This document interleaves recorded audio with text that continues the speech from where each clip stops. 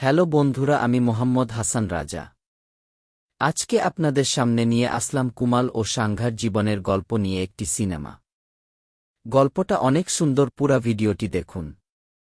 Two brothers 2004 হল পরিচালক Jack আনো, জিন জ্যাকুজ অ্যানাদ পরিচালিত একটি জনপ্রিয় অ্যাডভেঞ্চার ড্রামা সিনেমা।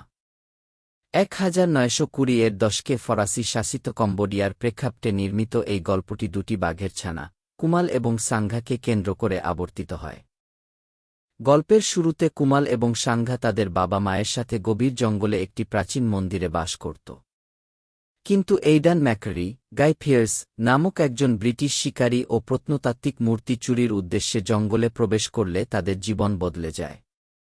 ম্যাকারির গুলিতে বাঘের বাবা মারা যায় এবং দুই ভাইকে একে অপরের থেকে আলাদা করে ফেলা হয়।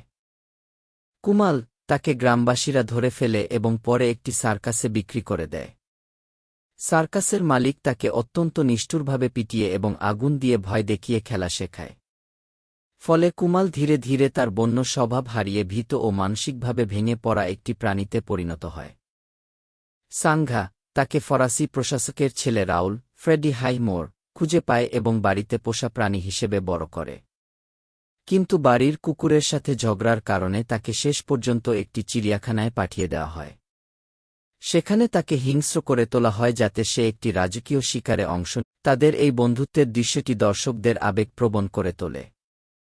সার্কাসের প্রশিক্ষকরা তাদের উপর চড়াও হলে বাঘ দুটি সেখান থেকে পালিয়ে যায় এবং গ্রাম জুড়ে আতঙ্ক সৃষ্টি করে। এক পর্যায়ে ম্যাকরেরি তাদের পিছু নেন, কিন্তু পরে কুমালের সাথে তার পুরনো বন্ধুত্বের শৈশবে ম্যাকরেরি কুমালকে খাইয়েছিল কথা মনে পড়ে এবং সে বাঘ দুটিকে ছেড়ে দেওয়ার সিদ্ধান্ত নেয়। প্রকৃতি বনাম লালন পালন নেচার ভাজ নার্চার সিনেমাটি দেখায় যে মানুষের নিষ্ঠুরতা কিভাবে বন্য প্রাণীর স্বভাব বদলে দিতে পারে, কিন্তু তাদের সহজাত আবেগ ও ভালোবাসা টিকে থাকে। মানবিক নিষ্ঠুরতা ও প্রাণীর প্রতি মায়া, মানুষের লোভ ও বিনোদনের জন্য প্রাণীদের উপর যে অমানবিক অত্যাচার করা হয় তা এই সিনেমায় ফুটে উঠেছে।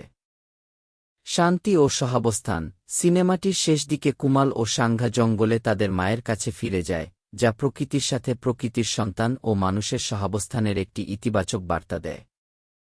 সংক্ষেপে, এটি দুটি বাঘের বিচ্ছিন্ন হওয়া এবং আবার মিলে যাওয়ার একটি হৃদয়স্পর্শী গল্প, যেখানে মানুষের স্বার্থপরতা এবং প্রকৃতির অকৃত্রিম ভালোবাসার লড়াই দেখানো হয়েছে।